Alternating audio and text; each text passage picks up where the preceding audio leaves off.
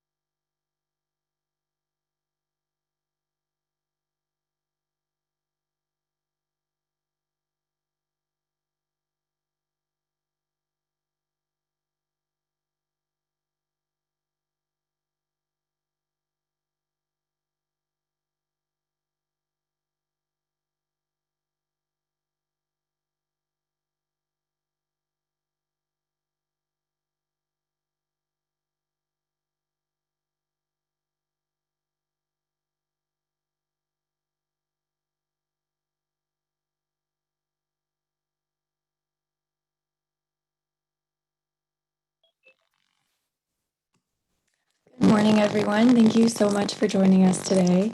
We are waiting on just a few more participants to join us here on Zoom. Thank you for your patience. We'll get started here in a few minutes.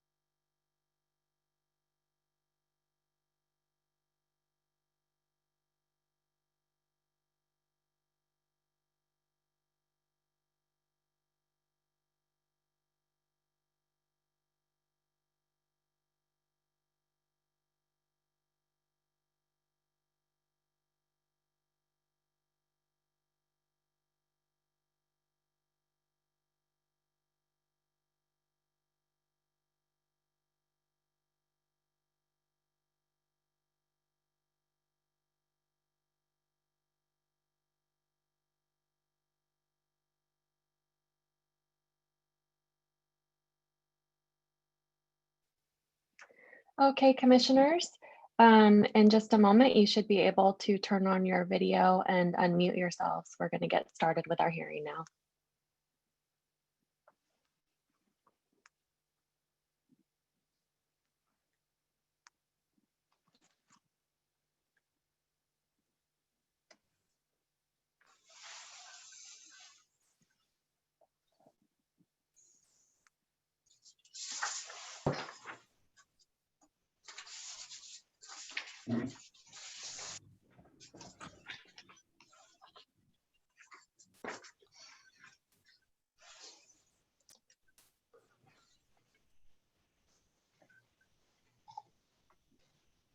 All right, can you hear me okay? We can. Perfect. That's the best way to start, I suppose. So, welcome, folks. It's always a pleasure to see all of you again. This is the public hearing on permanently transitioning the state government workforce to remote work for October 22nd of 2020. I'm Pedro Nava, and I'm the chair of the Little Hoover Commission, and thank you all for joining us today. I want to introduce the other commissioners who are here with us on Zoom. I see we have Vice Chair Sean Varner. Good to see you. We also have Commissioners Dion Aroner, David Byer, Bill Emerson, Mr. Emerson, yes, no? Well, I suspect he'll be here soon. Kathy Schwamberger, Good to see you again, and Jana Sidley. We're also joined by our legislative member, one of our legislative members, Assemblymember Bill Quirk. Welcome, good to see you again. Thank you. Also with us, our commission staff, Executive Director Ethan Rarick, Deputy Executive Director Tamar Foster, Project Managers Crystal Beckham and Tristan Stein, and Analysts Sherry McAllister, Ashley Hurley, and Rachel Mattioli. Let's do a little bit of housekeeping before we turn to the subject at hand. The commissioners' audio and video will be turned on throughout the duration of the hearing. Commissioners, you may mute yourself if you wish. Remember to unmute yourself if you want to make a comment or ask a question during the hearing.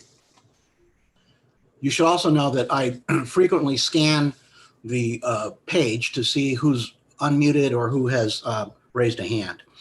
The video and audio of our hearing witnesses will be turned on when it is their opportunity to speak. Members of the public will be muted during the hearing. As is our custom with the commission, we'll have a public comment session at the end of the hearing. Those who wish to make a comment will be unmuted during the public comment session. If you'd like to make a public comment, please use the raise hand feature in Zoom by clicking on the hand icon to join our public comment queue. Those who have joined us by phone may send an email to littlehoover@lhc.ca.gov indicating you want to address the commission. You must provide the phone number from which you have joined the meeting so that our staff knows who to unmute. Staff will be monitoring raised hands and emails requesting comment throughout the duration of the hearing. So there on the screen is the raised hand if you're in Zoom, and also the email address. As is usual at our hearings, public comment is limited to 3 minutes per speaker. We are recording today's hearing, and after the meeting, staff will place a permanent link to the recording on our website and upload it to our YouTube channel. And now the substance of today's hearing. This is the first in a series of commission hearings on the potential to transition a significant portion of state government workforce to remote work. As we all know, this year's pandemic has forced an abrupt transition to remote work for countless employees in both the public and private sectors. Nearly everyone has scrambled to adjust to a world in which we work from home offices and spare bedrooms or in the corner of a living room. Many of us have assumed that when the virus subsides, work will return to, quote, normal, unquote, whatever that means, daily commutes to offices filled with our co-workers. But some have suggested that the pandemic will prove to be a turning point and that the way we work may change forever. Advocates of telework say that it brings many benefits. To cite a few examples, workers are more productive and report higher levels of job satisfaction. Most prefer to work remotely, at least part-time. Applicant pools are broader and no longer limited to those who live within commuting distance to the office. If agencies transition to permanent telework, they may be able to reduce the office footprint, replacing private offices or cubicles for each employee with shared space that rotates among various employees. The reduced need for office space reduces costs. A reduction in commuting can lead to reduced greenhouse gas emissions. There are skeptics, however, who suggest that the gains in productivity and job production may be fleeting, or that we do not know if they can be achieved at scale. With these hearings, our commission begins to examine these issues. At our November 5th hearing in 2 weeks, we will hear the perspective of organized labor. And at a future hearing, we hope to learn of the administration's plans for an expansion of remote work. But today, we're going to hear from two leading independent experts about the potential impacts of telework and about the changes that would be needed to increase telework in a productive and responsible way. Ethan, if you'd be so kind to introduce the first witnesses. Thank you very much, Mr. Chairman. Our first witness is Kate Lister, who is a recognized thought leader on the trends changing the nature of work. She is president of Global Workplace Analytics, a research-based consulting firm that has been helping communities and organizations optimize the opportunity and potential of remote work for more than a decade.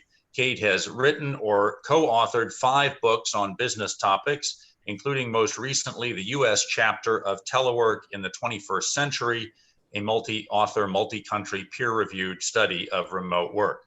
Her perspectives on how COVID-19 will change the way people work are among the most widely quoted in the world. She has been quoted in the New York Times, the Washington Post, the Wall Street Journal, and many other media outlets. She was also, in July of this year, one of 3 witnesses who were invited to testify before the U.S. Senate, before a Senate committee, on the expansion of telework in government after the pandemic. And indeed, her testimony at that hearing was so on topic for our examination of the expansion of telework in state government that we have invited her to testify here today.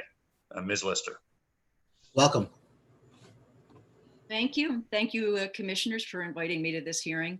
I'm particularly delighted to be able to do it from my home in San Diego rather than flying to Sacramento. It would seem just a little bit disingenuous to talk about the benefits of remote work if I had to fly there to talk about them, especially during a pandemic.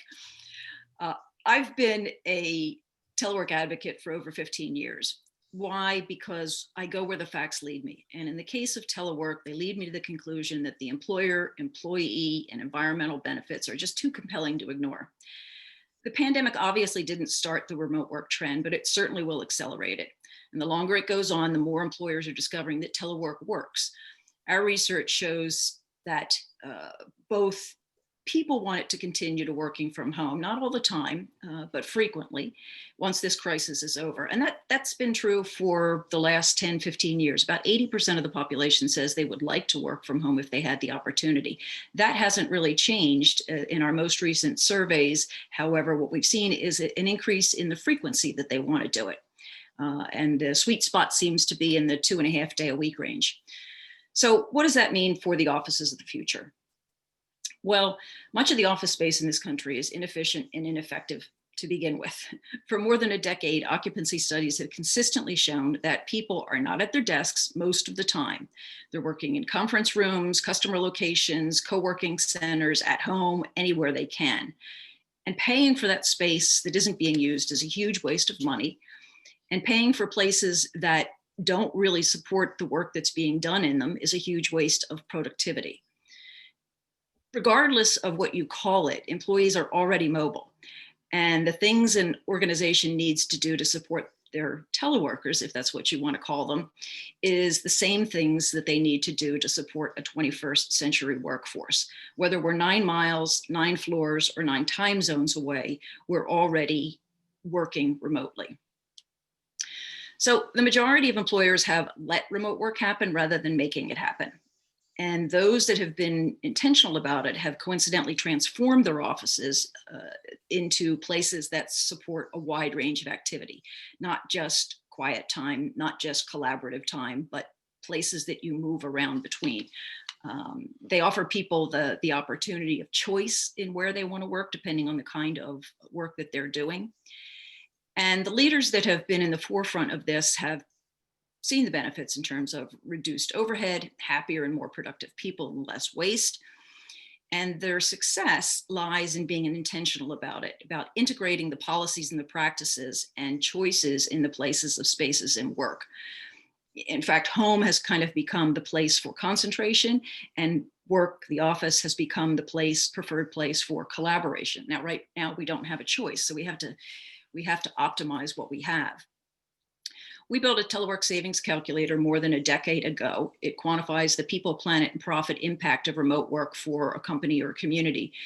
And a few years back, the US General Accountability Office vetted it for use in government. And their report to Congress stated that it was comprehensive and based on solid research. Yesterday, I used that same calculator to estimate what the California state government could save if half of their employees worked from home half the time. And based on a conservative set of assumptions, it showed the potential for over $900 million in annual savings to the state. That works out to about $11,000 per half-time telecommuter per year. That's the result of increased productivity, reduced real estate cost, reduced absenteeism, improved attraction and retention, and improved disaster preparedness, being able to work from home in the event of a disaster or, let's say, a pandemic. These are not pie in the sky numbers, and if I had the time, I would go through a number of case studies and examples showing that these kinds of numbers can and have been achieved in both the public and private sector. I included a number of examples like that in my written testimony. But if I've learned anything in my 15 years of research and helping organizations with a variety of workplace strategies, is that it's all in the execution. And my biggest fear right now, as more and more employers are declaring their intent to just radically expand their remote work practices, is that they're going to ignore the lessons that we learned from the early adopters. And I'll just mention the three biggest here. First of all, a successful program needs clear and unwavering support from the top of the org chart.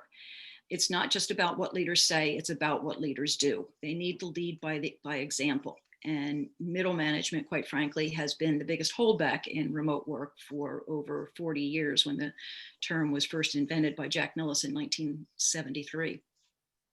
So there's a lot of overcoming obstacles in terms of how do you manage remote people, but obviously it can be done. Second, the transition to telework and all that's associated with it needs to be a coordinated approach across all of the functions, HR, IT, corporate real estate, all of the parts of the organization, because without that, at best, the results are going to be suboptimal, and at worst, the initiative will fail. And third, there needs to be change management. I just can't overemphasize that.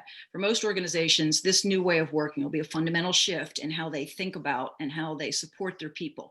And that'll take time and effort. We just can't, just because we're all doing it doesn't mean that we don't need to think about the changes in policies and practices and protocols and skills. The federal government's been pushing the remote work rock uphill for years too, and for most of the past decade, the remote work adoption has actually exceeded that of the private sector. But I've worked in and around some of the federal telework initiatives over the years, and I think the state could learn a lot from some of the top barriers they've grappled with, and I'll mention three.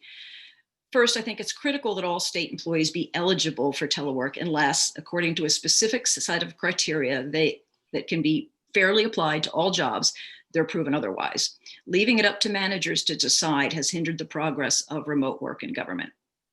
Second, there needs to be something in it for everyone. If you want your agencies to cooperate, they have to be able to share in the benefits. So for example, being allowed to reinvest their telework savings in the tools and the technologies and the training and the space savings, the space changes that they need to really support it. And then third, training is essential. Again, those middle managers, many of whom were brought up to manage by butts and seats rather than results, really need to have the training to manage people that they can't see. More broadly, state governments need to address the number of structural issues that threaten fair and equal access to telework. And I think the two most urgent are making the availability of high-speed broadband a statewide priority. Having a robust information highway is every bit as critical to our future as the superhighways were to our past. And second, reducing the complexity of state and local labor laws that serve as barriers to telework, and not only threaten to create a state of have and have-nots, but threaten to make the state of California unsuitable for people who work for companies in other states. Some industries have already named California as a state they won't hire from. At the broadest level, we need to go beyond thinking about telework as a tactical solution to the problem du jour and start thinking of it as a strategic imperative. It's not just about hiring and retaining top talent or about saving money in real estate or reducing greenhouse gases. It's about all of the above. And we need to stop talking about the new normal. Given the accelerating rate of change, the future will be one of continual iteration. We also need to take this opportunity to step back and reevaluate what was and wasn't working when we're in the office. It drives me crazy when people talk about replicating the water cooler in the virtual world. Who says it was the best way to socialize? Instead, we should be using technology to make work better. Think about it. Were your meetings effective before the pandemic? Were your places and spaces of work conducive? Were people happy and healthy? These are things that we need to not just replicate, but make better in the future. In the words of Benjamin Franklin, out of adversity comes opportunity. And this is our opportunity to fundamentally reframe the where, when, and how of work in a way that's markedly better for people, planet, and profit. We live in a world where brains, not brawn or machinery or land ownership, are the creators of wealth. And we need to break loose of that 20th century framework that keeps us tethered to the concept of place, rather as work as a place rather than what we do. I want to thank you for— Ms. Lister, Yeah, I want to ask you. Yeah, just let me suggest, Ms. Lister, what you're likely to find with commissioners, they are the least shy people you're ever going to meet. If they feel prompted to ask you a question, they're going to ask you a question, as you've already seen. Commissioner Sidley, I'm sorry for the interruption. No problem at all. Thank you, Pedro. You mentioned that in your testimony just now that California is on some lists as where not to hire from. I'm wondering if you could expand on that for us, please, so that we can understand what that means and why that's happening. I thought that might cause some questions. The call center industry, for example, doesn't want to hire people in California because of our minimum wage rules, because of our extremely expensive workers' comp, because they would owe taxes into states. There are a number of interstate tax laws that we really need to rethink in this mobile global economy. And it's sort of one of those fundamental things that I think has to change as a result of people working remotely. So is that to put a call center, or even if I have one employee that's in California and one employee in Nevada and one in Texas, then the employee at California is going to cost a company more because they're paying in two states? Is that, but if in Nevada, what are you doing? Where are you paying? Yeah, they're going to cost a company more because of extra cost for workers' comp, because DOL laws are stricter in the state of California, because now the company has to have a nexus in two states. They have to file in both states. And I'm not saying any of these things are wrong, but they are considerations for companies that are deciding where their people can locate. Wouldn't they have to file in Nevada as well? If I'm talking about the employee in Nevada, don't I still have a nexus in two states and have to file in Nevada as well? No, there are, I think, 37 states at this point that have some kind of reciprocal agreement. And I may have that number backwards. It may be 37 that don't. But the employee even owes taxes in both states because we don't have a reciprocal agreement with the other state. It could create a nexus for sales tax, so that if I didn't have to pay sales tax because I didn't have any locations in California, now I might have to as a company. And let me expand on one other point, workers' comp insurance. So if I'm working from home, does the insurance expand and you're covering the home? And if somebody gets hurt in the home, let's say you have a guest in your home, could that inure back to a company? Or is that considered a work site? Yes, it does. The case law to date has been very much in favor of the employer.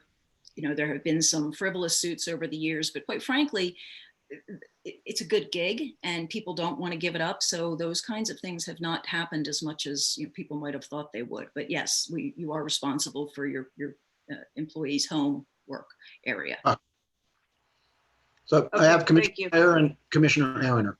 And Mr. Chairman, if I might interrupt briefly and just mention a housekeeping matter. Commissioner Emerson texted me to say he has joined us. He's having trouble with his camera, so he does not have video, but he is able to hear and watch the proceedings, and he may or may not be able to ask questions, Commissioner Emerson. If so, if you want to text me, I'll make sure that you're recognized, but he is attending the meeting now.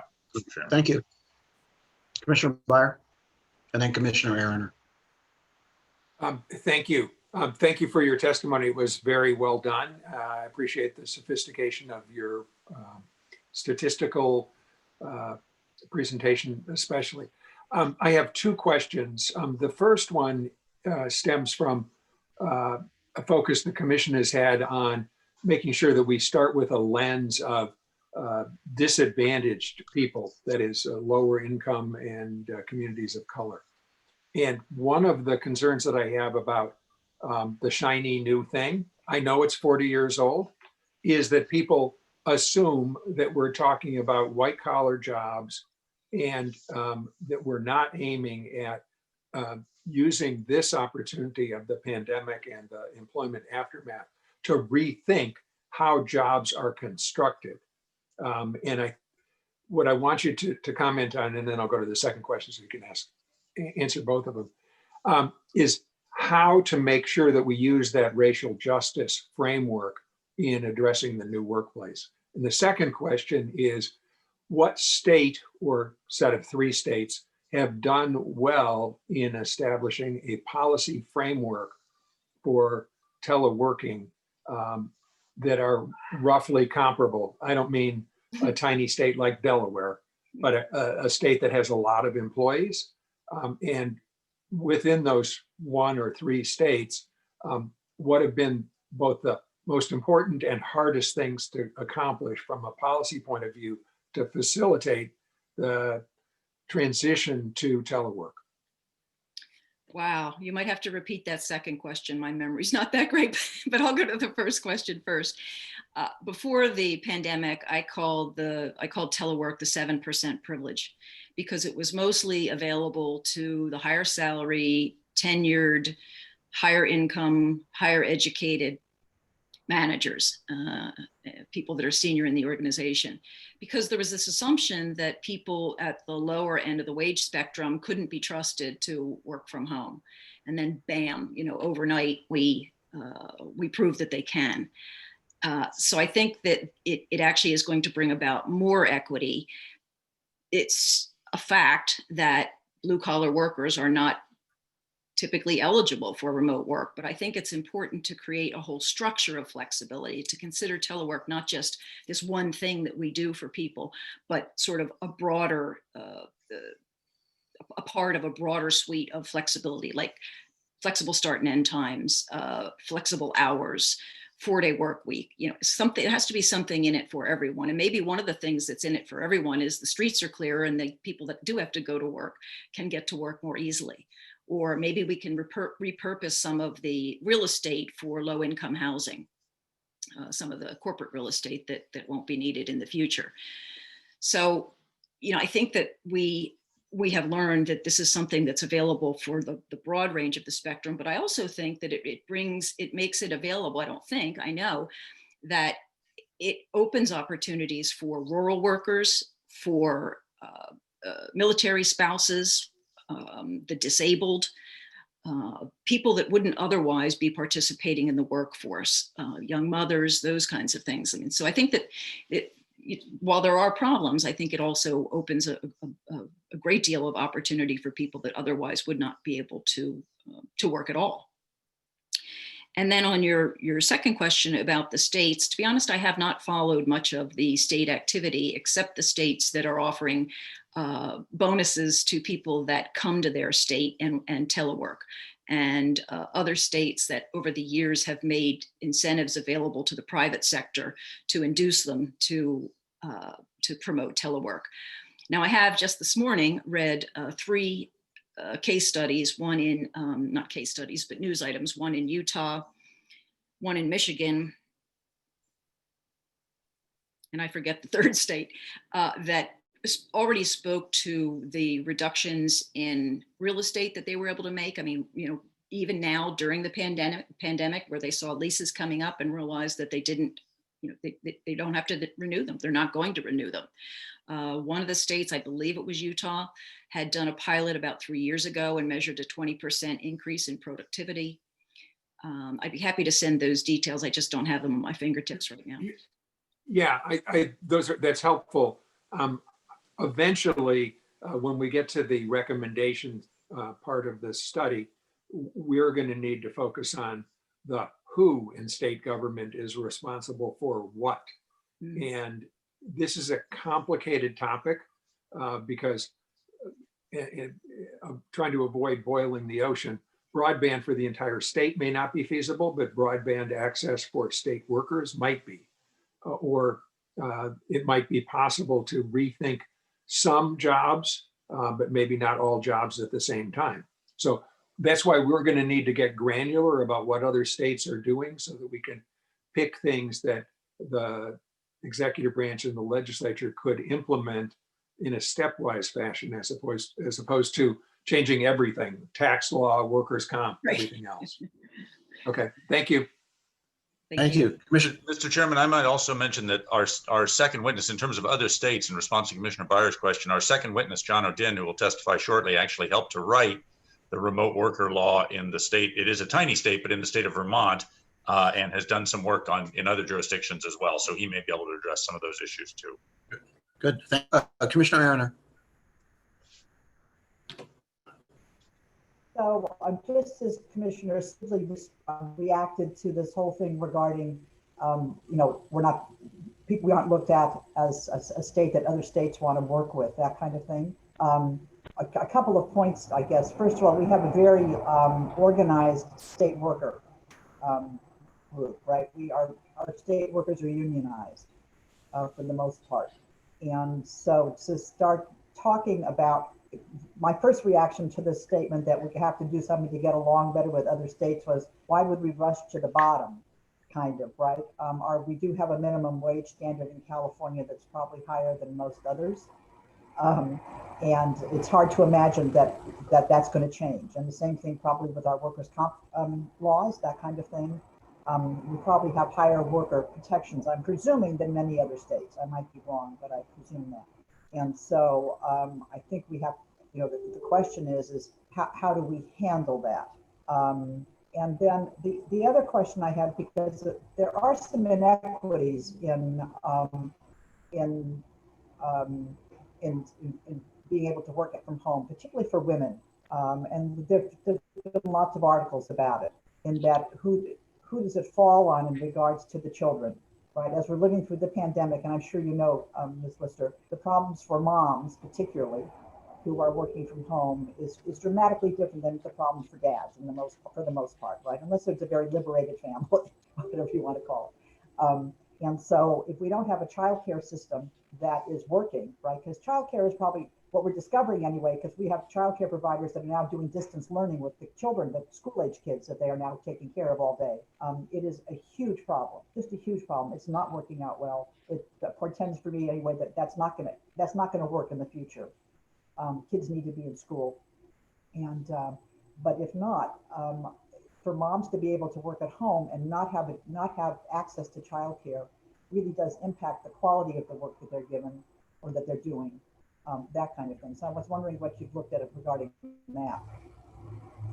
Yeah, I mean, actually, women and younger workers are having the hardest problem, because younger workers don't have the space at home to have a nice home office set up, and because they miss that subtle grooming that happens when they're in the office.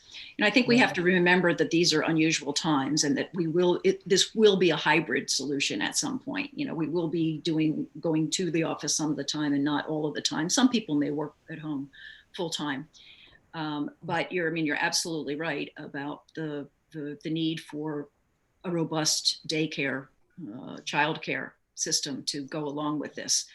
And it also points to the need for not just flexed place, but flex time. And flex time is actually more important than flex place, so that parents are able to work around the needs of their children. And in some cases, in terms of elder care as well. Quite frankly, historically, telework has not been allowed to young parents unless they had somebody else in the home taking care of the children. It's sort of been an exclusion, so okay. I think something we need to think about going forward. And I forget what your first question was. It was just about it's not more of a statement regarding changing labor laws and whether or not, we might not be, other states might not be interested in us because we look like a high cost state. Well, our state employees, even though they might not think that they're well paid, compared to other states, are probably very well paid and they're very well benefited. Yeah, I liked your statement about the race to the bottom. So I don't know what you do. Yeah, I liked your statement about the race to the bottom, but I'm sorry, I think I'm stepping on you. Your audio is not coming through. No. Okay. Go ahead. One positive. Go ahead. One positive note here is that in some of the companies that I'm working with, when they're trying to create a global policy, are going to whatever the most difficult state is to work with as the bottom line, because then they're safe anywhere. So maybe to your point, we'll become a model state. Yeah. Good. Thank you, Commissioner. Commissioner Varner? Thank you. Vice Good Chair. morning, Ms. Lister. A question for you with regard to the labor laws again. California businesses in general, and I'm not sure about the state workers, but California businesses in general, it is extremely difficult, if not impossible, to comply with California's wage and hour laws. So from a remote work standpoint, that seems even more daunting for not only within California, but companies or other people from other states. But I know we're talking about California state workforce. Or do you have any insights on compliance with how to comply with wage and hour laws from a remote work, or has there been suggested legal legislation that might address that? Yeah, it's something that a lot of employers are worried about, and unfortunately, that will discriminate against the hourly worker because that in most states is where the concern lies. Although in California, because more of us are eligible for overtime, I mean that is one of the laws that companies are worried about. There have been some tests in the courts of if a manager knows that what determines a manager knew that their employees or should have known that their employees were working outside of hours, outside of normal hours. On one hand, you could just shut down the VPN from these hours and then say, no, nobody can. But that goes against what I was saying in terms of being able to have flexible time. It's not something I've seen a very robust solution to, but I agree with you that it's something we need to address. Commissioner Schwamberger. Yeah, and this is, I think, maybe following on to what Commissioner Varner just talked about, and obviously the scope of our conversation is state workers, but I think it is really interesting to think about whether this world of telework, where the employer might be in another state, could provide more jobs to our California citizens. I think that feels like there's an opportunity there, but I hear what Sean is saying about some of the wage and hour laws that are more difficult, the ones we talked about. And I think, Ms. Lister, you just alluded to it, the requirement in California that you pay overtime after 8 hours a day versus 40 hours in a week. Mm-hmm. That I think California is kind of an outlier there, which I think might be a showstopper for some out-of-state employers who might employ California people in a telework environment. But here, what I don't know is whether for our state workers, I think, and many of you on the call will know this, I think the wage and hour laws for our state workers might not be quite as hard to comply with as the wage and hour laws for private employers and private employees. I think that's different. Like, I don't think they have I don't even know if the overtime law is the same, frankly. So I think two conversations, both of them really good. And I think I shared with Ethan another time that in the future of work in the private, corporate environment, are there opportunities for increasing California jobs in that context? But that I think we would have to kind of look at whether there are barriers in place for out-of-state employers who would otherwise love to hire a bunch of California employees. But that's, I think, a good conversation, maybe not exactly what we're focusing on with this study, but I think I'm glad we brought it up because I think it's a worthy conversation as well. Yeah, also employees wanting to move out of expensive and overcrowded areas in California, like San Francisco. Mm-hmm. We just did a study that showed something like 50% of them said that they would move to a suburban or rural area if they had the opportunity to work from home all of the time or most of the time. And that would be in the context of still working for a California employer, but not having to live within driving distance from that California employer. Yeah, correct. That's a pretty awesome opportunity too for California workers in the private sector. Yeah. Thank you. There's a couple of points in your written document that you submitted that I'd like maybe for you to touch upon. And one of them has to do, and maybe you can expand on, accommodating disabled workers, as well as revitalizing communities where industry has been lost, and then tie that into rural opportunities. Yeah, I think John will be able to comment on that too, because he's done a lot of work in that area. But there's all kinds of disabled, and we're starting to recognize, for example, the neurodiverse, along the I want to say Alzheimer's, funny that would come to mind, along the autism spectrum. Companies like Google are starting to actually recruit for some of the neurodiverse audience that couldn't work in a typical office that is full of people working around and loud noises and all of that, to physical handicaps. It just gives so much more opportunity to those people. I don't have the numbers offhand, but I have looked somewhere to see that in fact it is more prevalent among disabled workers.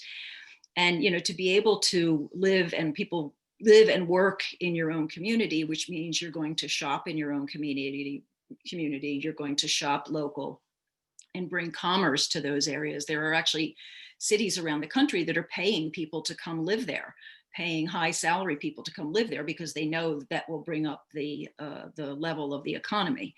It's not a perfect solution, because in some of those places now there's resentment from the people that actually live there, that they're becoming places of haves and have-nots.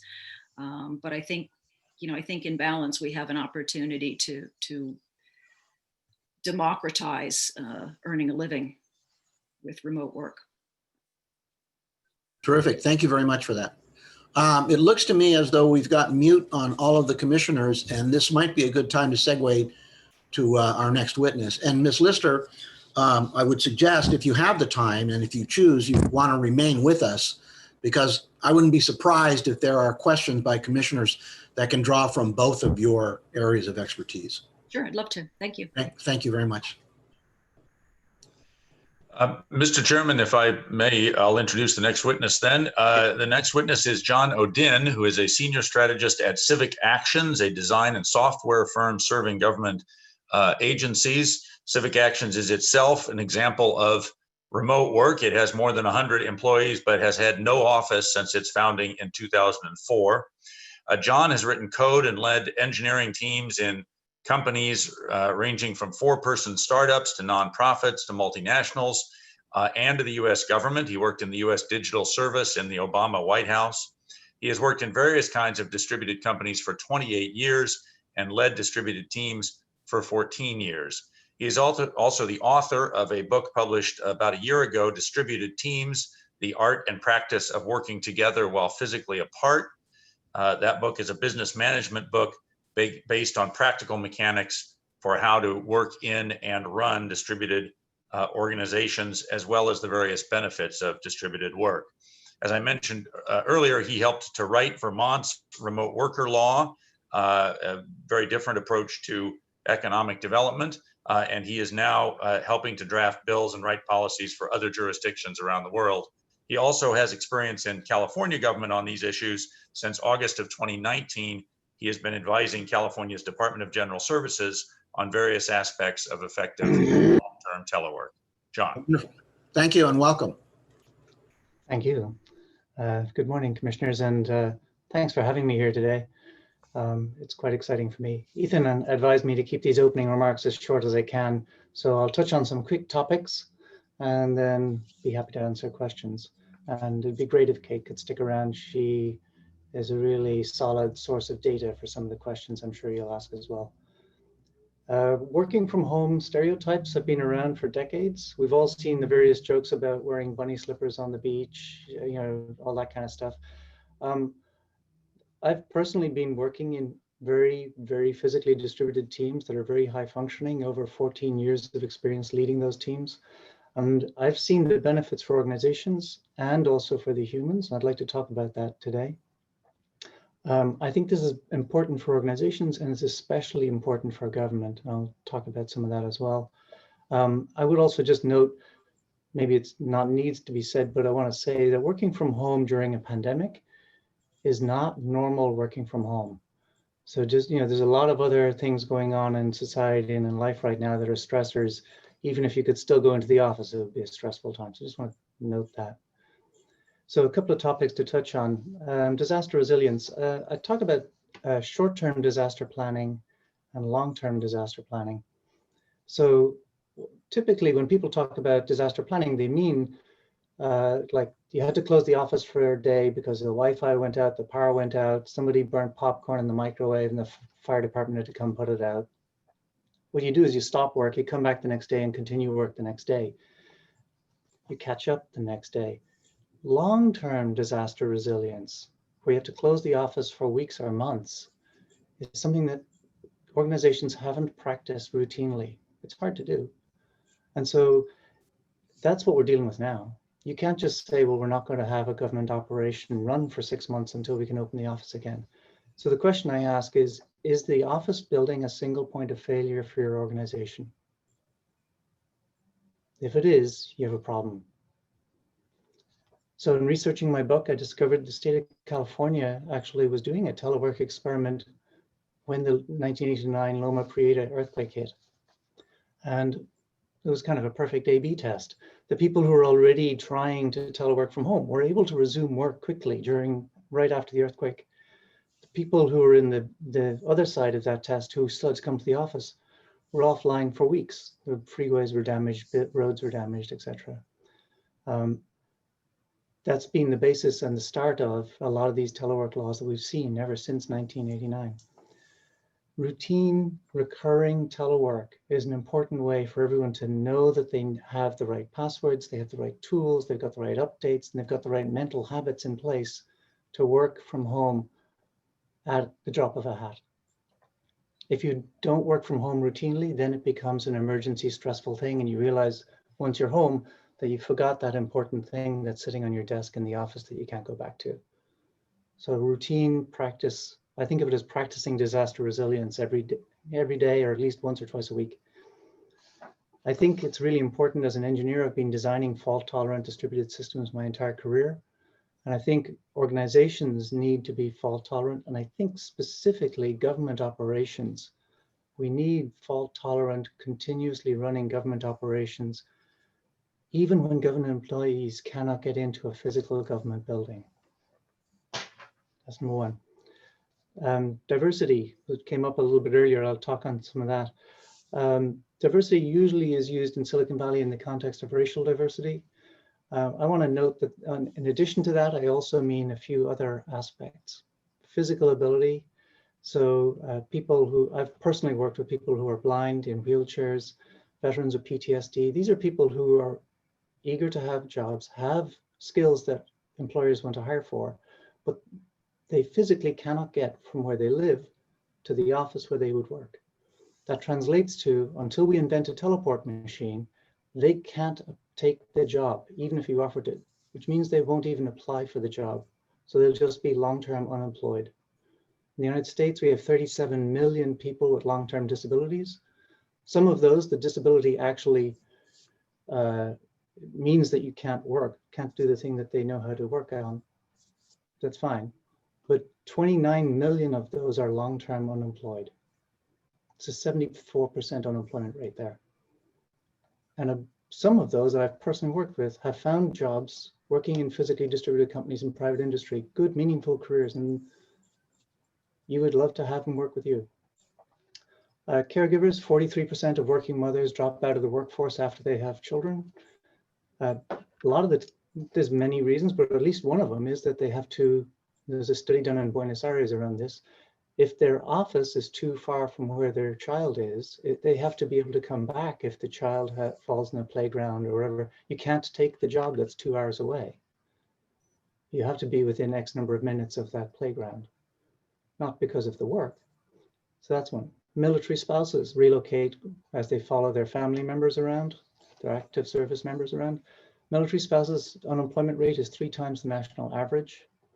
And military spouses with PhDs have a 16% unemployment rate. That's 1/6.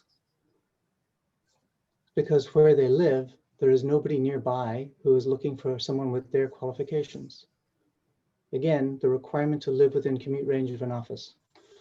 And the last one, I'll see if the screen share works. I want to show a graph here. Age diversity is worth talking about. In the United States in 2016, millennials became the largest segment of the US workforce. In 2020, sometime this year, Gen Z, who come after millennials, will become the second largest segment of the workforce. I mention this because both of these generations think technology like smartphones, free streaming video always existed, and also they all know that there's no such thing as a job for life. This means they do not see a reason to relocate for a job if you know you're going to be relocating again.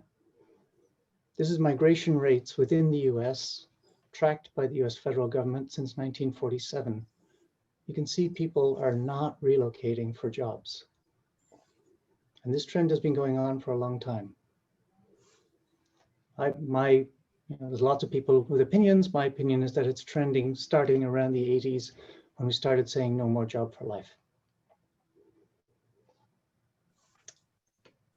The other thing I'd add in here is that 39% of Americans have less than $400 spare in their bank account, which means that they cannot afford to pay to relocate, even if you offered them a job. The last thing I'll show. There? Yes, sir. Can I, yeah.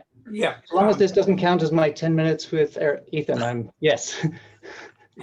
Yeah. So I very much appreciate your testimony and particularly note the positive contributions of the United States Digital Service, an amazing, amazing agency in a giant bureaucratic entity that did wonderful things. But I want to focus on your consulting work for the general services folks in California. Yep. Sure. Okay, if you had 3 things that you could tell the governor he should do tomorrow that do not require legislation to facilitate telework, what would they be? You sure you haven't read my notes, what I'm going to say next? I'm actually getting to that. Can I dodge answering that now and see if I haven't answered it by the time I finish? Because actually I will be, that's part of what I will say. Is that okay? Okay. Thank you. And also thank you for the comment about USDS. That was very meaningful to me personally. The other thing I wanted to show apart from migration is carbon. This here is the California Air Resource Board. They track where carbon emissions come from. That's good. There's a lot of discussion. Aviation is 1% in here somewhere. Livestock is 5%. These are the kind of things that people talk about. We should do something about airplane carbon tax, and we should do something about methane emissions from, okay. The largest segment in this pie chart is 28%. It's people driving cars. Most of that is people driving to and from work in the least efficient way to drive a car, which is stop and go rush hour traffic. What are they doing? They're driving to and from work. Anything we can do to reduce this biggest wedge of the pie is something that's really interesting to me. Now, we could turn around and give out free electric cars if we could figure out how to mass produce them and give them out. However, the other thing you can do, and is encourage people not to work at all from the office and instead to work from home. And so here, to come back to the question I was trying to dodge earlier, this is something that is live and it's public as of a couple of weeks ago. This is something I've been working with the Department of General Services on. So they took existing systems that they have in-house. I want to note, nothing here is new information that was tracked or recorded specific for this dashboard. This is all existing information in-house. Just put it together in a uniquely interesting way that had not been, as far as I know, has not been done before. So a couple of things I want to call out. On the top left here, and I'm hand waving, so I'm hoping you can see on the screen share okay. The top left shows all the people who work in the organization. There's a HR system that tracks who works there and who joins and who leaves. For every one of the jobs, they know whether this particular job is able to work from home, telework, or must be in a physical location. And you can see these numbers over there on the left-hand side. The 1,900 or so are eligible for telework. This is updated every week. So this data here, you can see the date is from last. So this is for the week ending Monday, 19th of October. The next column in that 1987 of those telework eligible people, they also from other existing systems, like they've got auditing systems, they also have door badge systems and Wi-Fi logging systems, they can tell There's 1,184 work from home 5 days a week. They never came into a building. There's 367 who could have worked from home, but chose to come and work from the office 5 days a week. And there's 436 who are in the middle somewhere, who worked some places and some days in the office, some days at home. I mention this because this is something other agencies can do. This is all using existing data. They also happen to know where people live, their employees live. They don't share this data publicly, but they have a starting address of where you commute from, and they have an ending address of where you went to and what days you did it. And because of the location, they know you drove. And so we took an average car for California, because the DMV tracks that, and we could figure out the average emissions that were not put into the atmosphere because people chose last week not to drive. That 80 metric tons, I didn't know what that 80 metric tons meant. I'm not a climate scientist, so I had to look it up. If you fly an airplane from San Francisco to New York nonstop, land it, turn around and fly back from New York to San Francisco and land it, that's 1.1 metric tons. That section of that agency has reduced emissions the same as 70 flights, round trip New York, San Francisco in 1 week. And that's automatic reporting, I want to note. That's not someone writing a manual report. That's pulling from existing systems, live data, automatic reporting. The last thing I'll say, I think this is a culture change, and Kate has touched on this briefly. I've worked in large organizations that are physically distributed they have been physically distributed as an organization for over a decade. They have very high cohesion and staff cohesion. They have figured out management tactics around avoiding burnout, about preventing isolation, about fostering trust. These are all things that can be done. I've seen them done. I've written a book about it. This is doable. This was happening before COVID. This was already a trend in private industry before COVID. These physically distributed companies have been out competing, out hiring, out retaining, and underspending their competitors. COVID has really pushed that into rocket speed. The generational change I talked about, the social contract, no more job for life, and now COVID makes this a unique inflection point in life. I think the disaster resilience, carbon footprint, and workforce diversity aspects are all important for the state of California, and I think long-term telework is something that can help with all of these. I think I blew my 10 minutes, but I'll stop now. And hopefully I answered. So can we go back to my question? Did I answer your question about the thing? I did not. No, sorry. No, you didn't.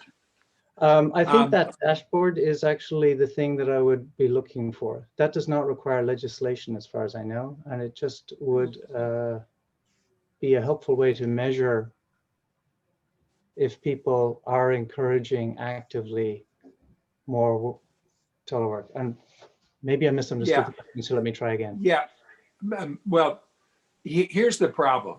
Sure. The ability of the state government to be at all nimble is remarkably poor. Just geospatial information systems, getting those up to speed. We had a hearing on it. We made recommendations. The governor acted. That's a small thing in comparison to what you're talking about. Yet it was a lot of work to get their attention. Fortunately, Governor Newsom is very progressive on that. What I'm really looking for is something way beyond a dashboard. And it's either an aspiration or something that other states have done that's bigger.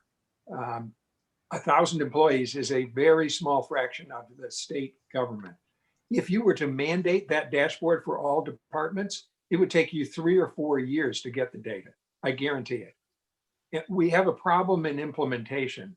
And what we need is suggestions about how to take a very large, unresponsive bureaucracy and do what you correctly point out could be remarkable things on productivity and the environment and real estate savings and a whole bunch of other things. We're let's say, sold on the idea. What we're focusing on is how to get it done. Thank you. Sure. I think organizations that have high volumes of telework eligible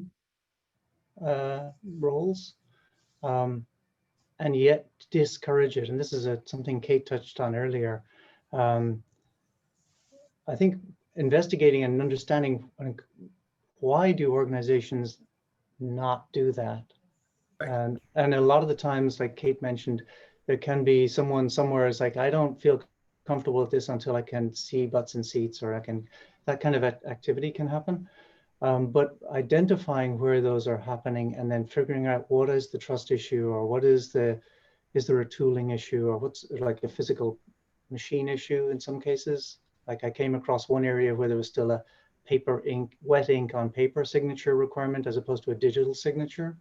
So there can be real technical things, or it can just be a culture change, fear of management change, but being able to find where those areas are is what this dashboard is actually very helpful for. And so I think a dashboard is just, it's not the solution to all the world's problems by any means, but it does help investigate where to focus attention for when you're bringing a cultural change like this into place. I see Ms. Lister is unmuted, and so is Commissioner Aaron. So Ms. Lister, if you like. Just sort of my three things. First thing I would do is train state managers to manage by results, to develop SMART goals, specific, measurable, achievable, something else, and time bound, relevant. Yeah. Because regardless of where they're working, that's important, and that's going to make them better employees and better managers in the future. And then I would identify what barriers there are to success at home. So survey, understand what's working and what isn't working, and work to plug the gaps. That's something, two things I think are very simple, and it doesn't matter whether you decide to work remotely in the future, you're still going to make it better for state government going forward. Yeah. Aaron? Dion? So nothing is simple. Wait a second. Just wait a minute. Nothing is simple. Can you hear me now? Yes. Nothing is simple for state workers. First of all, I think we have 250,000 state workers, and I don't think that includes the universities of California, which has, I think, another possibly at least 150 to 200,000 employees. So the size of everything for us obviously is an issue. And I thought the statements, I think, from both of you about mid-management, having worked in a bureaucracy in my young life in particular, I've always found that mid-management is a barrier to lots of things. And I don't know what I've never studied it. I don't know what that's about. But the other thing I think that is an issue, and I noticed, so when the legislature when the legislature finally started using computers, which is when I was a staffer back in the 80s, right? It was very noticeable to many of us, meaning to the women in the legislature, how easy it was for us to make the conversion, right? But it was not so easy for the men to make the conversion to using computers. And that's because, just for a very basic thing, girls were required, not required, but most of us took typing in school, and boys did not, because their mothers and fathers never thought that boys would need typing, right? They were not going to become secretaries. And I think that for given the age range of the state workers, right, and looking at those that are over 50, that kind of thing, I think that they probably struggle more with the newer technologies. I certainly know I do, right? We all joke about the fact of what I can do and what I can't do mechanically on a computer, right? And so I think part of it is fear, right? Because they don't have the same skills as the millennials do. Right, all of us joke and say, I'm going to ask my 10-year-old grandson to come and help me with what's going on with the computer, because they have no fear, right? And so I think that's part of it. And I don't know how, training is wonderful, right? And certainly we need training all the time. But part of it is just mechanical, I think, for a large group of workers. I understand the fear of not having somebody in their seat. But I think for management, very often it's because they don't have the same technical skills as the people they're supervising. I do think there's an aspect, if I can, age is definitely a factor. And while it's not in this context, I'd note that my partner is in the medical business and she's had to switch to doing online and teledoc type work. She's in private practice. And that's actually been very successful for her. Half of her clients are over 75 years of age, and a third of her clients are over 85 years of age. And all but 2 were able to get online because she was able to talk them through how to do that for the first time. And they're routinely doing video calls with her. So there's a question of using the right tools. If you use the wrong tools, it gets very hard, no doubt about it. And there is some training, yes. There's also motivation, because in this case, suddenly they're trapped at home in a pandemic. So that's a motivator. I think the right tools is a problem. There's a lot of software I think could be upgraded and made more efficient. And I think that's one of the things that the recurring practice of telework as a habit will raise the squeaky wheel of like, hey, this piece of video software we bought as a product doesn't work. And there's metrics I talk about in the book of how to measure the quality of the product. It's like, how long does it take to get you to go from, I want to start talking to Ethan, to I can hear you, you can hear me, is the sound, okay, good. Listen, I have a question, stop the stopwatch. And if that's more than a couple of seconds, that software product is defective and should be switched out for something that works consistently and reliably. And because telework was always a sidebar thing and not part of mainstream getting work done every week, it never got that kind of attention and priority. Like if door badges on a building didn't work 50% of the time, people would get a different door badge system, right? And so the same should be true for other things. And I would also want to echo just quickly too, Kate made a good point I skipped over here. Management culture around managing by results. So it's being called results-oriented work or management by objective. These are terms that have been going around for a while. Delegation of authority, trust. You have no choice but to do those if you're working in a physically distributed organization. And if you don't have that as part of how you manage at the top, lead by example, and also at all the various levels along the way down, then you don't know how to do this. And that becomes a real human training thing. It's not about inventing something new. Private companies have been doing it for a long time, but it is a new skill to learn. This is Pedro, if I may. I'm thinking just in terms of for the state of California. My son is 30 years old and he's very proficient with technology and all the rest of it. It just seems to me that if the state of California wants to attract talented young people, they're going to have to offer those kinds of platforms and experiences that are pleasurable and known by the next generation. And quite frankly, the generation that my son is in is going to compel.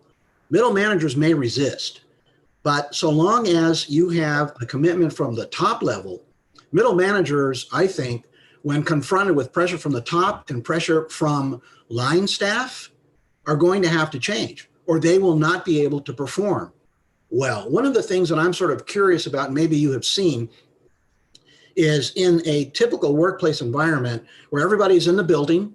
So you have the water cooler experience, so to speak. You have the opportunity to suck up to your supervisor, to demonstrate that you really care about them and you want to talk about their kids and how old they are, which may tend to influence a manager in making a decision about a person's performance. How is it that distributed teams, in your experience, minimize the bias that I think would develop, that we've seen historically in a workplace environment where people are chummy with one another, and that sometimes, I think, takes priority over performance?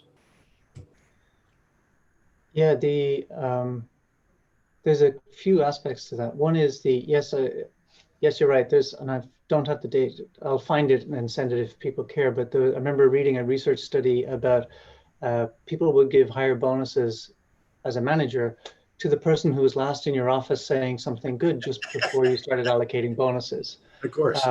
Nothing to do with the rest of the work that was done by the rest of the team. Just like, oh yeah, I remember seeing Ethan there 5 minutes. He's a good guy. Yeah, I'll give him an extra. You know, that's a real thing. And if you're in an organization where 90% of the staff are in a building and 10% are working out of their homes in different locations, I call that the canary in the coal mine scenario. If the person out at working from home doesn't know what's going on in the hive of the office because they're like the small percentage, they get left out of the corridor conversations, they get left out of impromptu meetings, they won't stay. They'll quit, or worse, they'll stick it out as long as they can until people here start saying, you know, we need to let go of somebody, let's get rid of that person. And so that becomes a very toxic, and this survivor bias kicks in, and everyone in the building says it's not our fault that they couldn't communicate with us, it must be their fault. Right. What I have seen is organizations that are physically distributed across the board, they actually do things like, now all the work that you're doing has to be written down in some form. Not that you have to write a thesis about it, but you have to give written updates back and forth, because people are usually, in my world, people are in different time zones, things are bouncing around the place. And the written work stands as a more equitable way of seeing who did the work. So when it comes to bonuses, things like that, it's not perfect, but it's much better than the who was last in the boss's office before bonuses were given out. And there was another study showing higher, to Ms. Arner's comment, higher ratio of promotions for females, because the written work was actually, they were doing the work, but they were not the person who stuck their head in the door to the boss's office 5 minutes before promotion time. And that's an important mindset shift. Oh yes, and the reason, your other point about generational and attracting people in, I think that's that's the reason I showed that graph about the migration rates, and also talked about the age distribution in the United States in the workforce. This is the reality of work. Like millennials and Gen Z are the two biggest segments of the workforce. I mean, Gen Z sometime this year will be the two biggest segments of the workforce. And they are very mission driven. And to the other comment earlier about US Digital Service, it's a very mission-driven organization, but helping people get their unemployment benefits or their disability benefits, talk about a mission-driven project, right?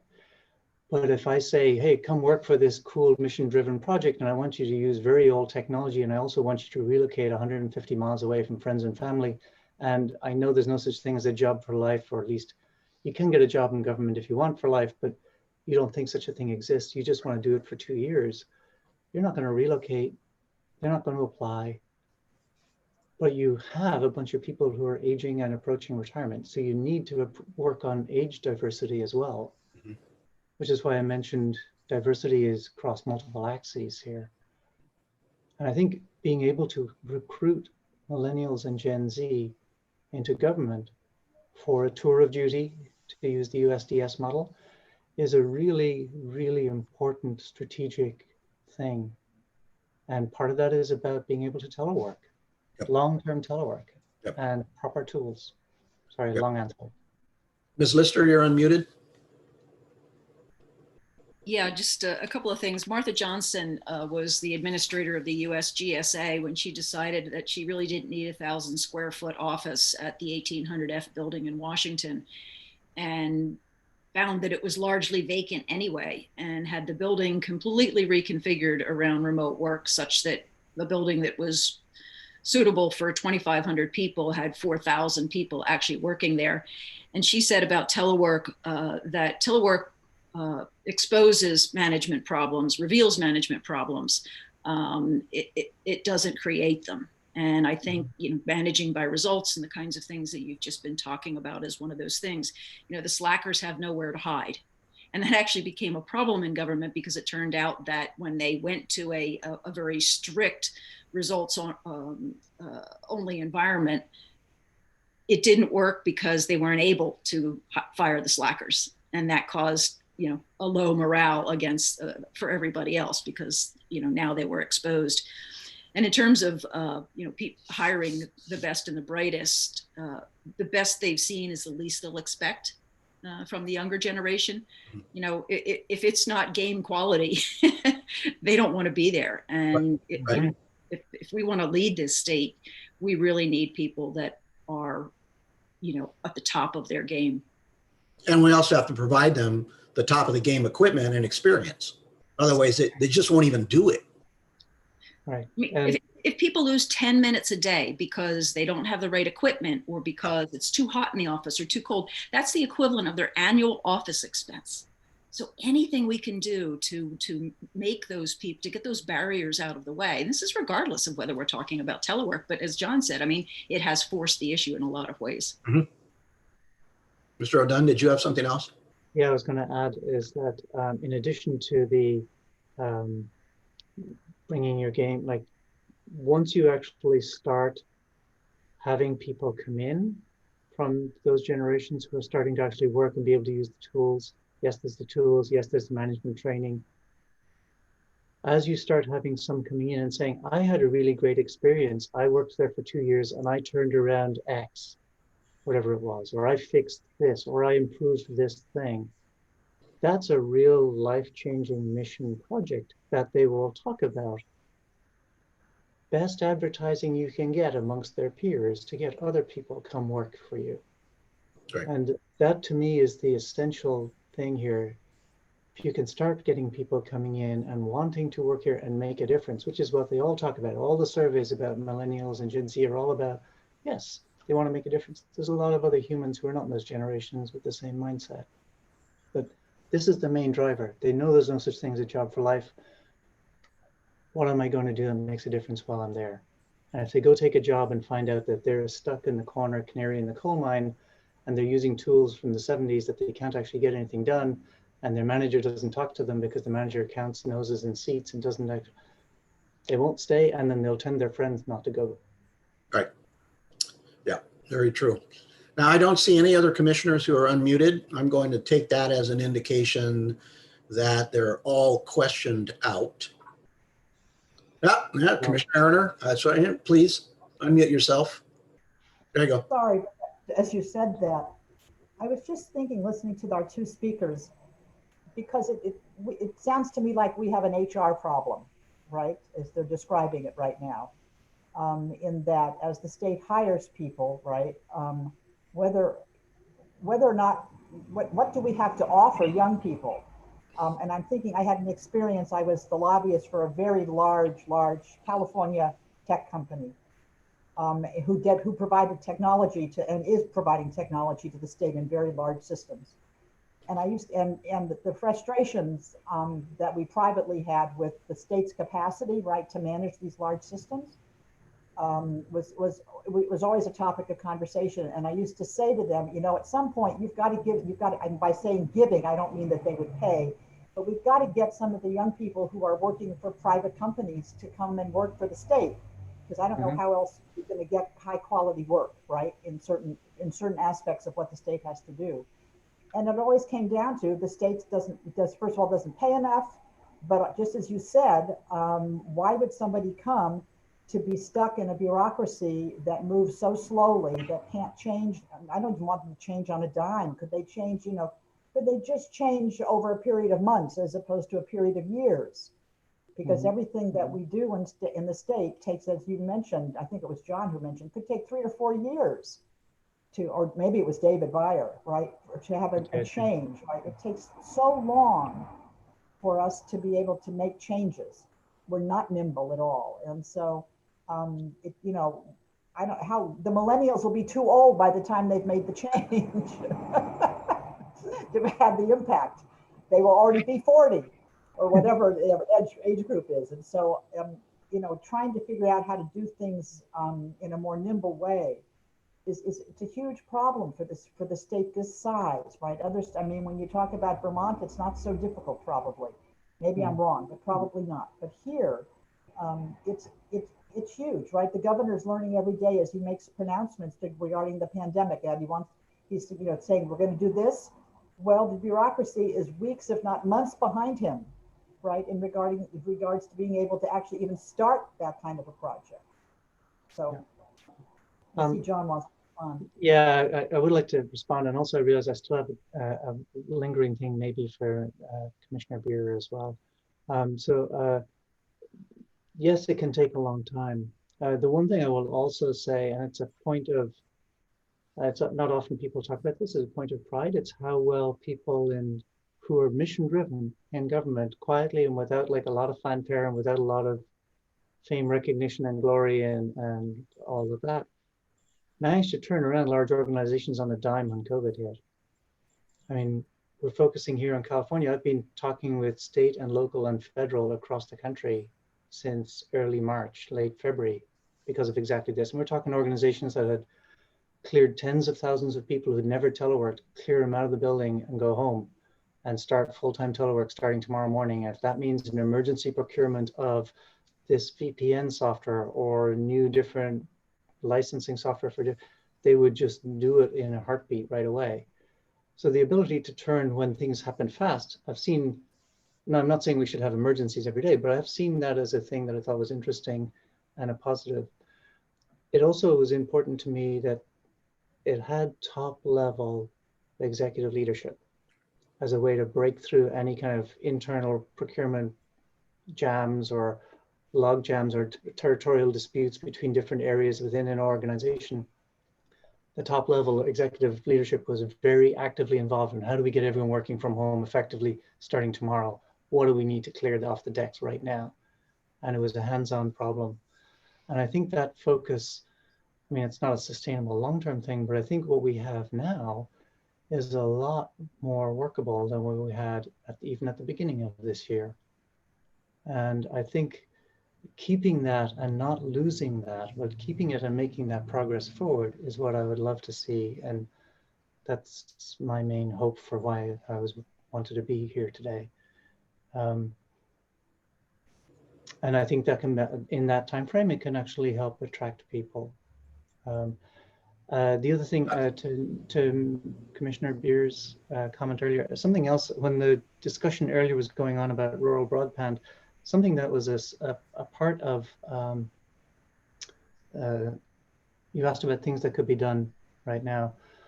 One thing that didn't quite come up in all this testimony, but it might be relevant, is that rural broadband, high-speed internet to every last house is a real hard engineering problem. I mean, every home has like this house, you have to go over a river, this house, I have to get past the train tracks, and there's that tree in the way, but all that's a real engineering problem. However, one of the things that was interesting in how we wrote the Vermont Economic Development Law was it was to encourage, that work should continue, but we also wanted to encourage access to high-speed internet in neighborhood communities. So we encourage people who are in a small town, have empty buildings on Main Street, and every single one of these towns had empty buildings on Main Street somewhere, and go into that empty building on Main Street and turn it into a kind of a modern day community co-working center. And that one building getting high-speed internet is a much easier problem to solve. And that one building, making it be that people in the community can come and work from there this year, not in 10 years' time or 20 years' time, but this year. That is something that was a very important part of that law, and has been very successful in other states as well. Ethan mentioned I've done this in a few different jurisdictions as well.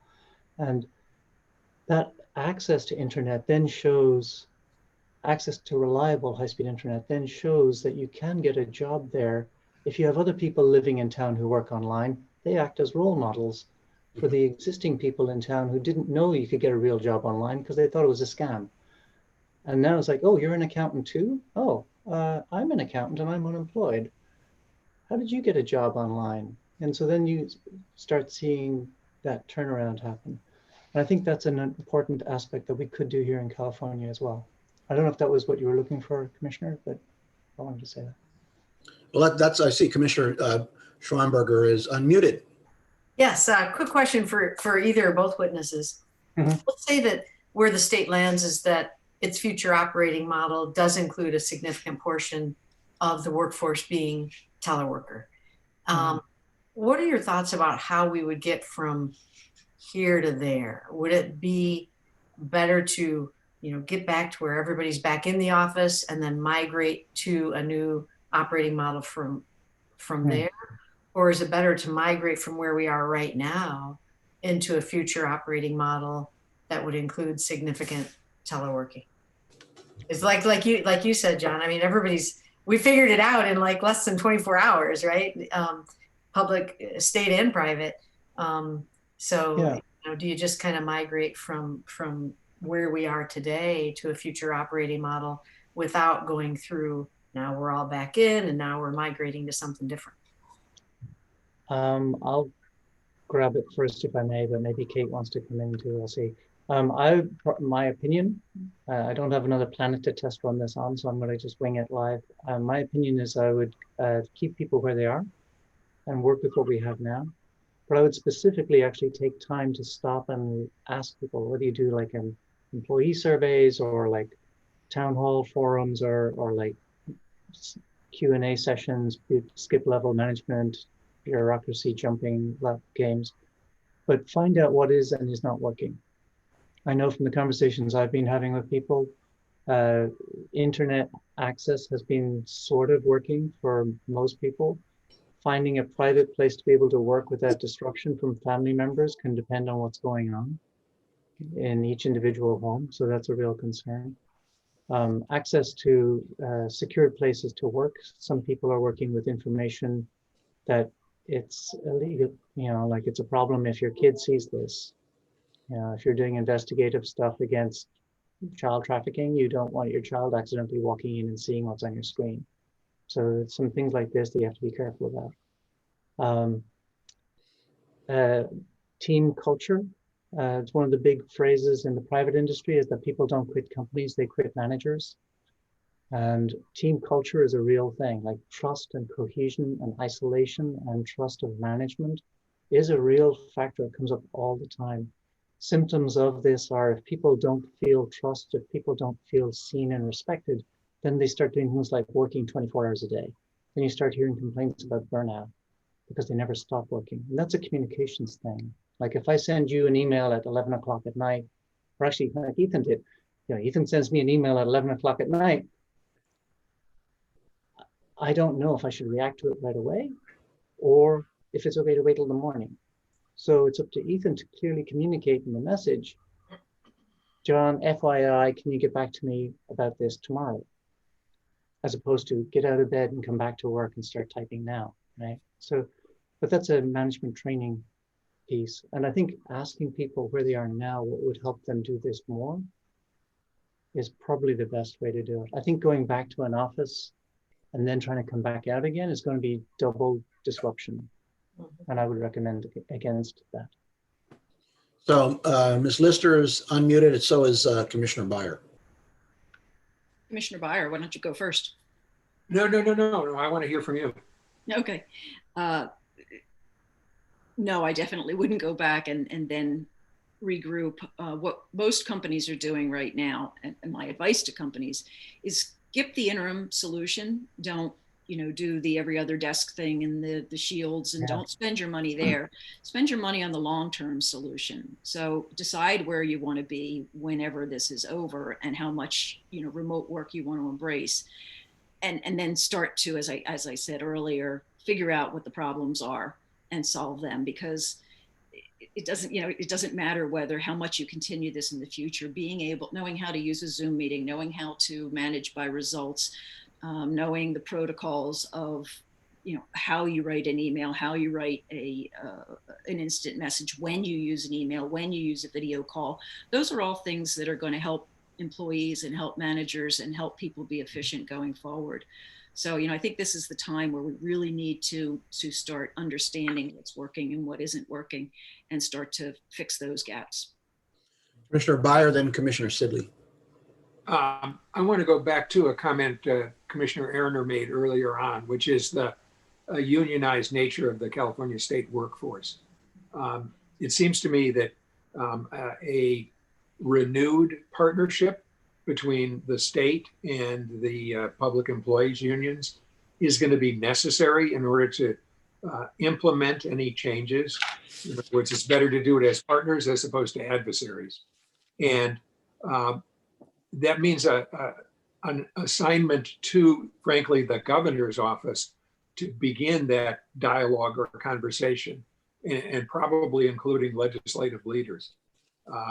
I fear that the greatest ideas will run afoul of the political machinations of Sacramento. And each of the bureaucracies, the individual cabinet level agencies, have different unions, different problems. But if there isn't a common theme of we're going to do something together because it's in the best interest of employees, the public, and then the other ancillary benefits, which are real, financial benefits in terms of rental and real estate or climate change, those are consequences. But the primary motivation has to be to serve people better and to empower and respect employees. And if we don't have labor sitting at the table, I'm afraid that it won't work. Right. Very true. And those battles have all been run in Washington and in other organizations, and you can download the union agreement for dozens of unions in the federal government that, you know, in a lot of ways, they went in kicking and screaming. And then when government started to try to rescind some of the telework programs, they went out kicking and screaming. So, you know, it turned out they liked it. It is a good gig. I mean, it is something that people want. You've got to start there. I would also, if I may, and this is something. And their leaders are experiencing, and their leaders are experiencing it right now themselves, and so they're going to have some right for experience, right? Because so I work with a couple of unions now. I haven't been in an office in 8 or 9 months, and neither have they. We've been doing it all by telecommuting, right? Providing leadership to millions of people, in effect, right? Millions of union members, and so it'll be interesting to see how they respond this time around. Because they're all experiencing it and they're benefiting from it. So yeah. I just wanted to point that out. And I would add that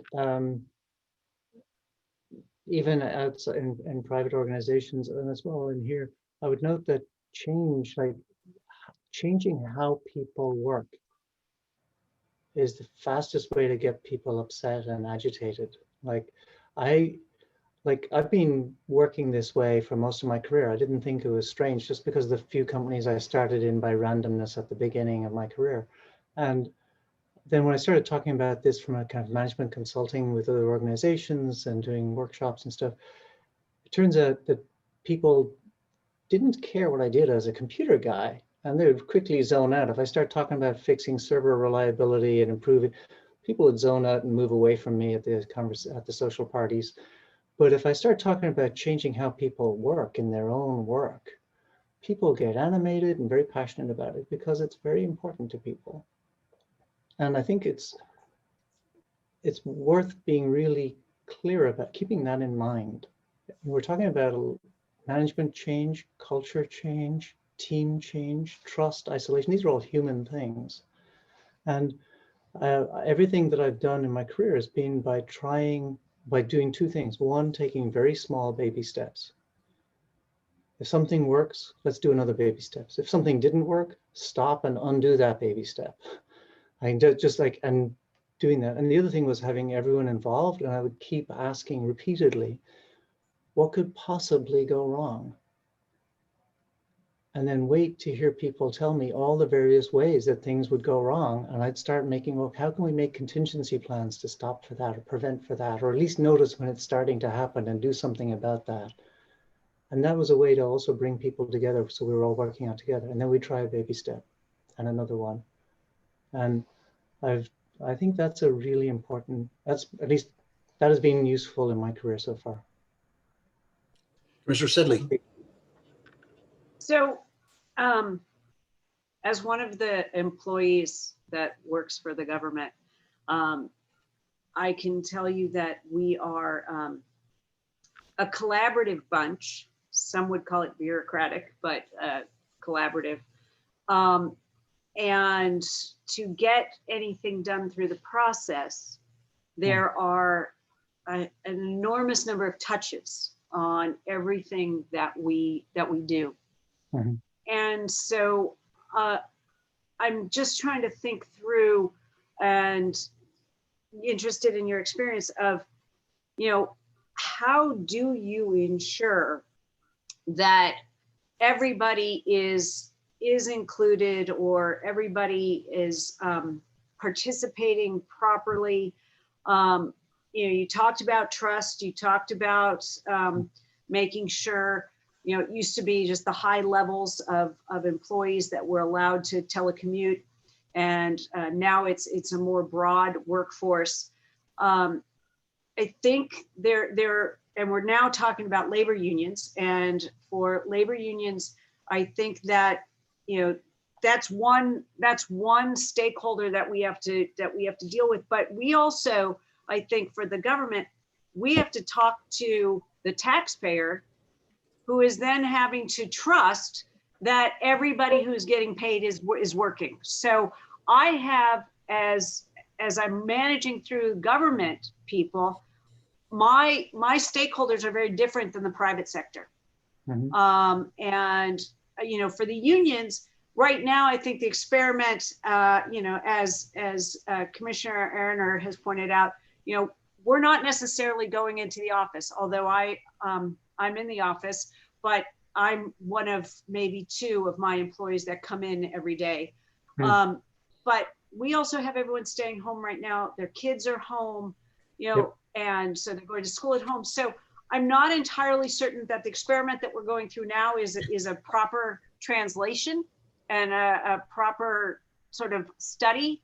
And then I'm not entirely certain how we try to convince everyone else that their dollars are being well spent, and convince them that nose count isn't appropriate. I think it is correct to not only go by nose counts and whatever, but I'm just concerned about how do we have that conversation and get people to accept that, not just the labor unions, but also the taxpayers. One thing I've seen done, this may or may not be answering your question, so tell me if I missed it. One thing I've seen done for the outside customers, clients, right? The citizens of California. How well did things work? Were they applying for a driver's license or a building permit or something, and did it take months? Did it get rejected? Did the application get lost and have to start again? Or was it approved or rejected with appropriate reasoning in a very timely manner? That kind of KPI or external metrics that show whether the things that the outside people, the citizens, care about, are those actually working well? And that can show up in, the whole industry is working on this kind of stuff. But even things like the VA is doing a thing on their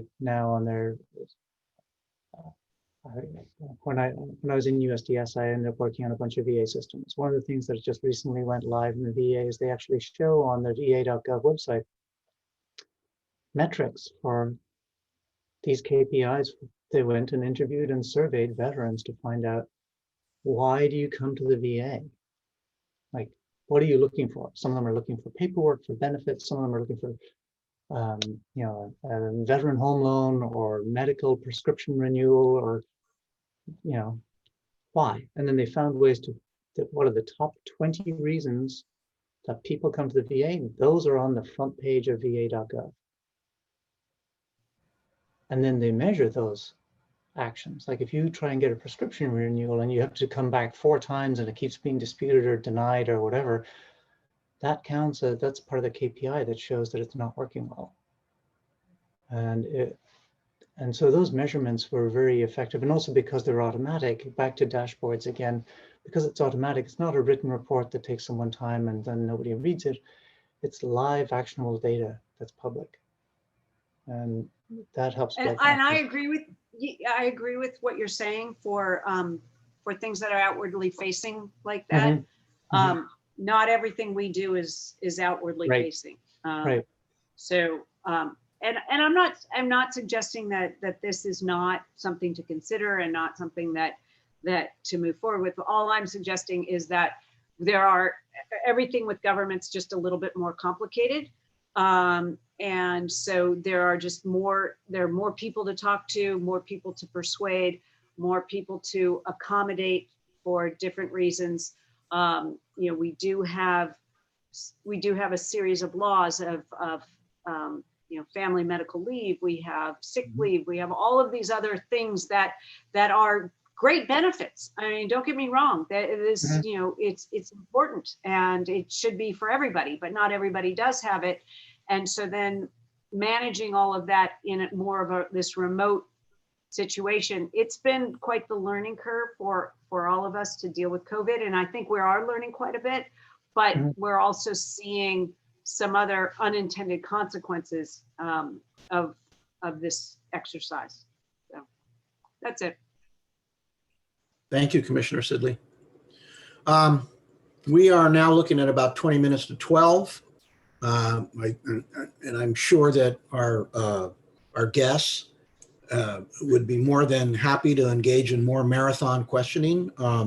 But I'm thinking that maybe this would be a good time to segue, except the co-chair Sean Barner has unmuted. So I just had a quick, I apologize for that because I had a quick, I had a quick thought that I'd just like to get some, and I think Commissioner Sidley could sort of gave me some insights, and I wanted to kind of find out what your thoughts are on this. Is that have you done any studies or looked at what impact this remote work has on local small businesses? I know that where I am, there's a lot of little restaurants and things in town that are really relying on the lunch business. So I'm wondering if you've seen any impact on small business based on remote work. Yeah, it usually turns into, I've seen there's two sides to this thing. This is if you live in one town and you drive a long distance to another town and you work from this other town, then there's a lot of lunch business or after work happy hour activity near the office, and then everyone drives back home. That can create towns where it's kind of commuter towns or suburban towns or sleeper towns where people wake up and leave and there's no businesses in that town. If you try walking down Main Street in the town during the week, it's empty because everyone's out of town working somewhere else. And apart from all the carbon and all the other factors I talked about earlier, if you're trying to run a grocery store or a restaurant in the town that people are commuting from, you're in a hard spot. And whereas the town that has the restaurant right next to the office building is doing really well because people are coming to that office.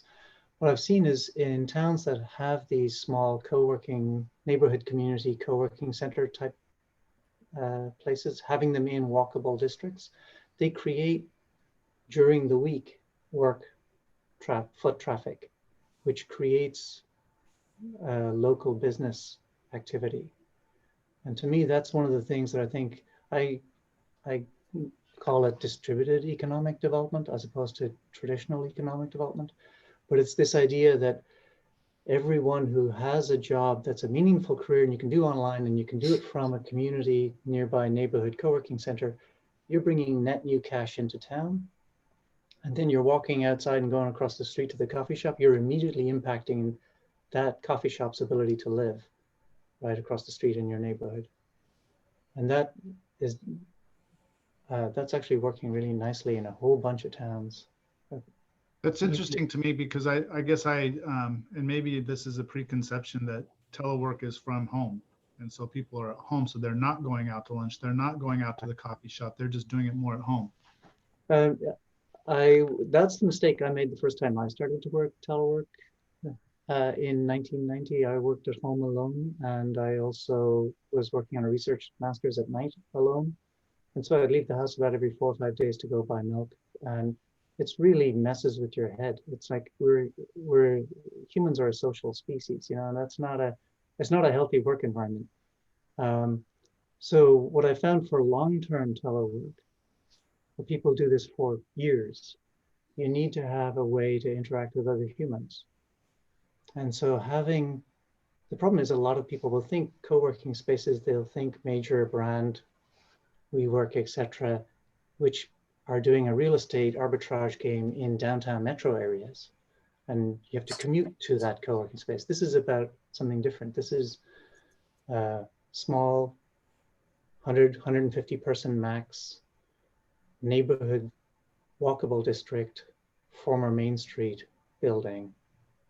It's designed in a way that's not open plan. It's designed with lots of places for you to do phone calls so you don't disturb other people. You can have private calls with clients and things like that. And it also means you get to meet other people who are working online as well. So you start meeting all the other people who have online jobs. And I want to quickly note, I'm in the computer business and I'm in Silicon Valley, so everyone thinks this is a computer thing, but 90-something% of the people who moved to Vermont as part of that program are not at all in the computer industry. They're like X-ray radiologists, people teaching English as a foreign language, accountants, lawyers, all sorts of careers.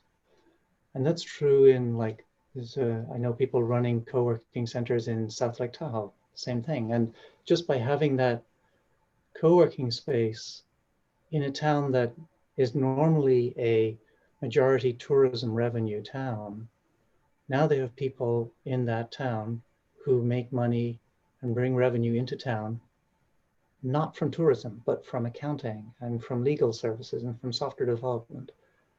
And that diversifies the revenue stream of that jurisdiction, which is good for stability.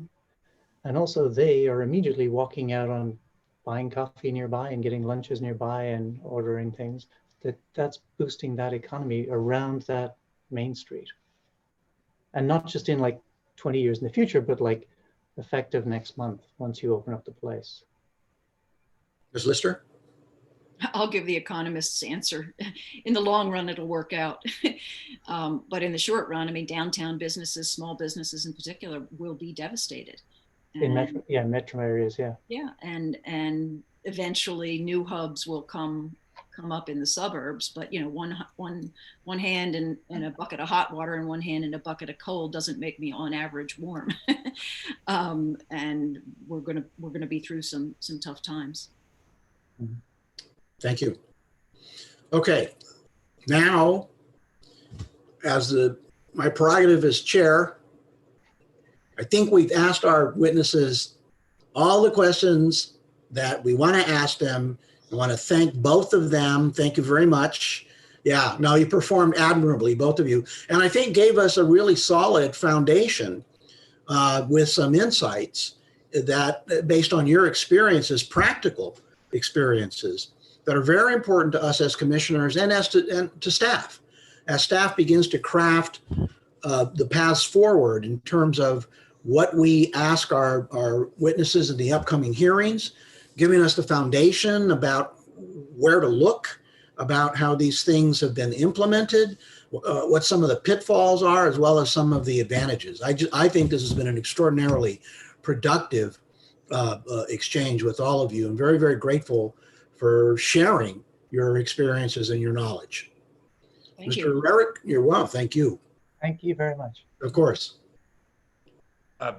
Thank you, Mr. Chairman. And I will just remind the commission, you mentioned this in your opening remarks, but there was some discussion of the importance of hearing from organized labor, and that is certainly quite true. And I would remind the commission that at the next hearing on November 5th, we will be hearing from representatives of organized labor, including from Yvonne Walker, the president of SEIU 1000, by far the largest representative of state workers. And then at a future hearing, we will be hearing from the Newsom administration regarding their views of increased permanent telework. That will probably not be on the 5th due to a scheduling issue, but we're working with them now to secure their testimony. So we will be hearing from organized labor at the next hearing and then from the administration. But now we will turn to public comment. Members of the public who are on the call may indicate that they wish to make public comment in one of two ways. If you have joined by Zoom, you may use the raised hand function. These instructions are now on your screen. You may use the raised hand function in Zoom. If you have phoned in, you may email us at littlehoover@lhc.ca.gov, littlehoover@lhc.ca.gov. Indicate that you wish to make public comment.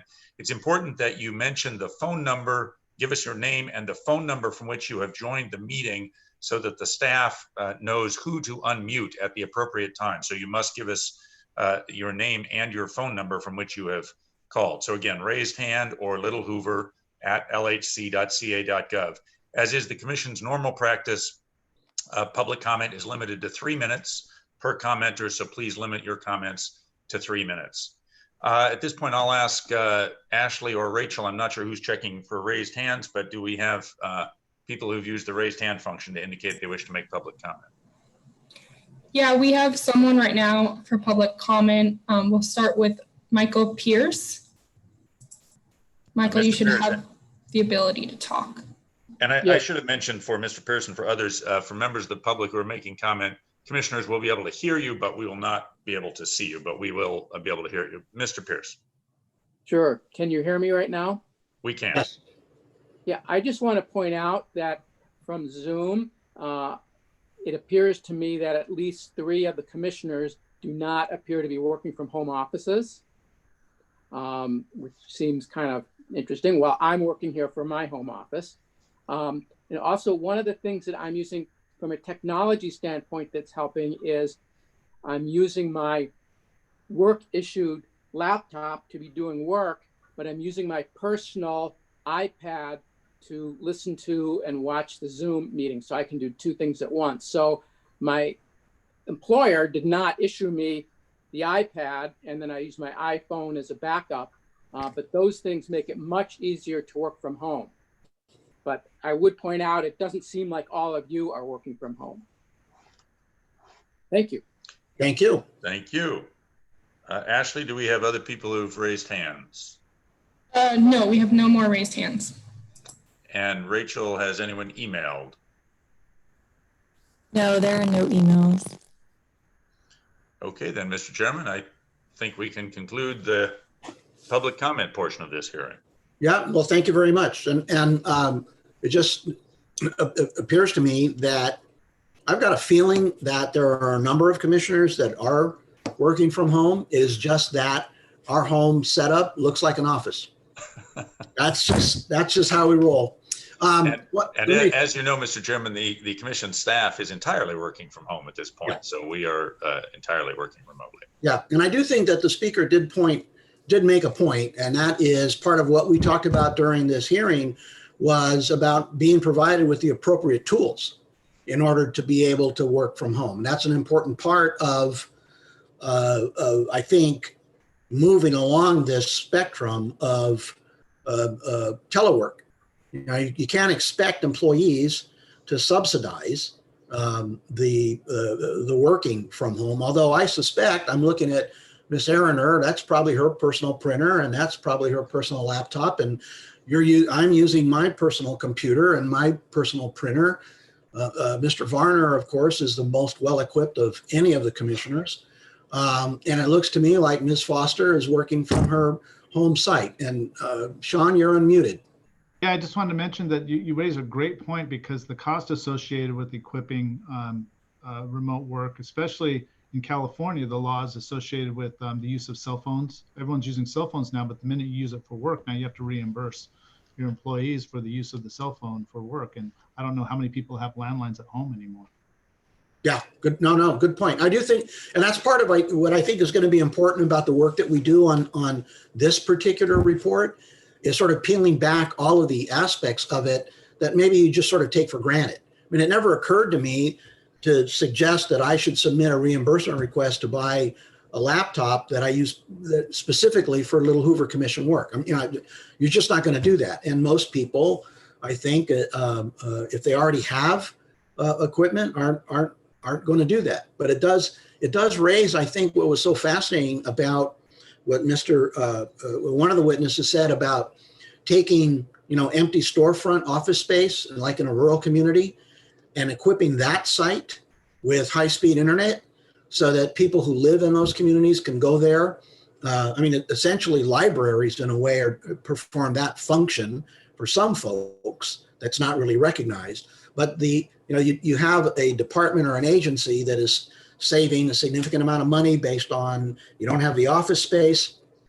You don't have all the costs associated with that. And so maybe then what you do is you take some of that money and repurpose it to help build up rural hubs with high-speed internet so that people who live nearby can actually work in the towns where they live. So, Mr. Chairman, if I may, I am told that one other person has now raised their hand. And so if we want to go back and take one other public comment. Yeah, please, let's do that. Ashley? Great. Jessica, I'm going to turn on your ability to talk. Jessica, you're muted. Go ahead. There you go. Now you're still muted.